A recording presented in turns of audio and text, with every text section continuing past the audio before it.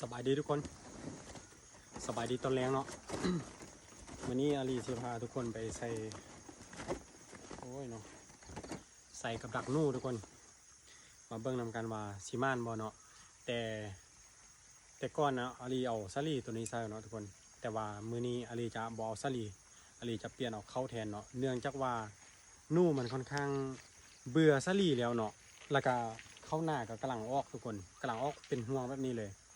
แล้วนู่มันมากินบักล่ายทุกคนอาลีก็สิมาใส่เนาะแล้วเมื่อคืนนี้อาลีเห็นตัวหนึ่งเนาะมันเลียนมาหั่นเรามันบอกว่าอันเจ้าใส่กลับนะเอาซาลีใส่เนี่ยจุค่อยบ่กินแล้วมันว่าแบบนี้เบื่อแล้วซาลีเพราะว่าตะกี้อาลีปลูกซาลีเด้เนาะปลูกซาลีเด้มันผ่านฤดูซาลีมาแล้วเนาะมันกินไล่แล้วมันว่ามันเบื่อแล้วเปลี่ยนเอาข้าวเหนียวใส่เด้มันว่าโอเคมื้อนี้อาลีเอาข้าวเหนียวมาใส่เนาะบอกเลยว่านีบคอแท้เดียวประมาณ 7-8 โมงนี่ถ้าฟังเสียงทุกคน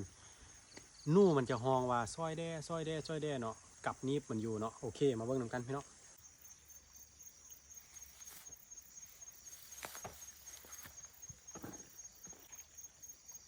จะเบิ่งรถมื้ออื่น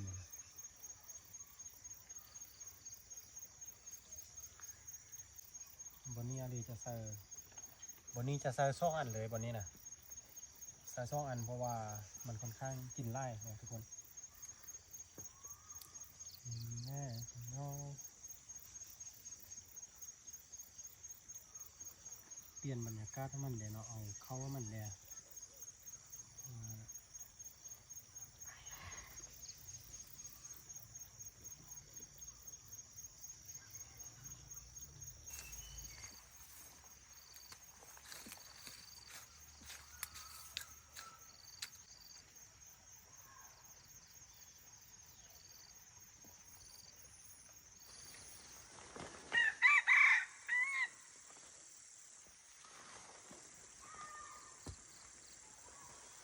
บนนี้จะลองใส่เป็นสลีเบิ่งทุกคนว่าสลีกับเข้าตัวได้จะโหดกว่ากันเนาะลองเบิ่ง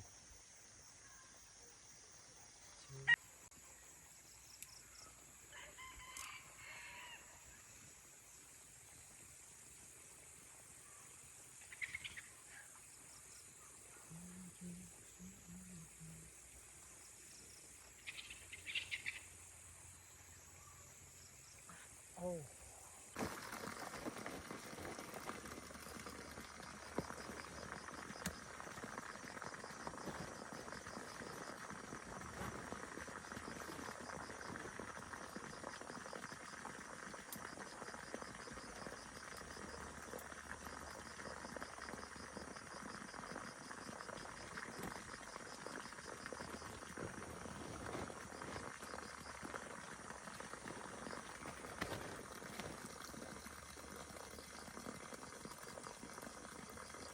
ที่จะรู้ว่าผมไม่ดีทุก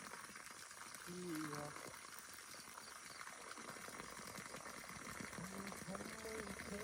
ว่า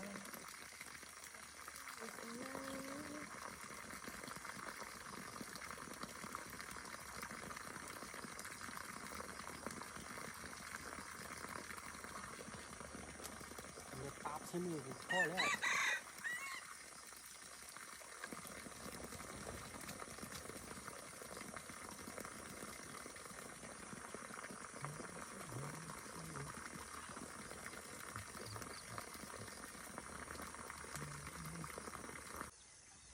โอเคเนาะทุกคนตอนนี้อาลีก็ใส่ไปเรียบร้อยเนาะใส่ทั้งหมด13 ลังทุกคน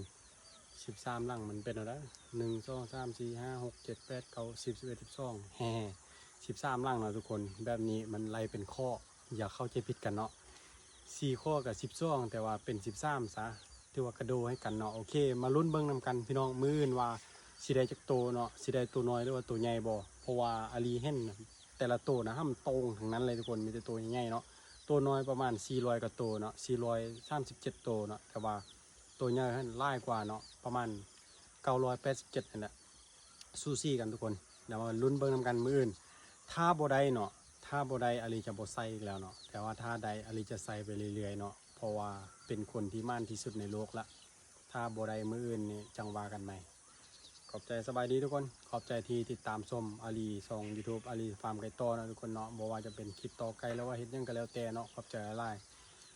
ฝากทุกคนติดตามในเฟซอาลีเลยเนาะแล้วก็ใน YouTube เนาะหรือว่าใน TikTok ก็คือเป็นซองเดียวกันแล้วก็ชื่อเดียวกันเนาะเป็นภาษาไทยอาลีฟาร์มไก่ต่อเนาะขอบใจสบายดีบรรยากาศตอนแรงโอ้ย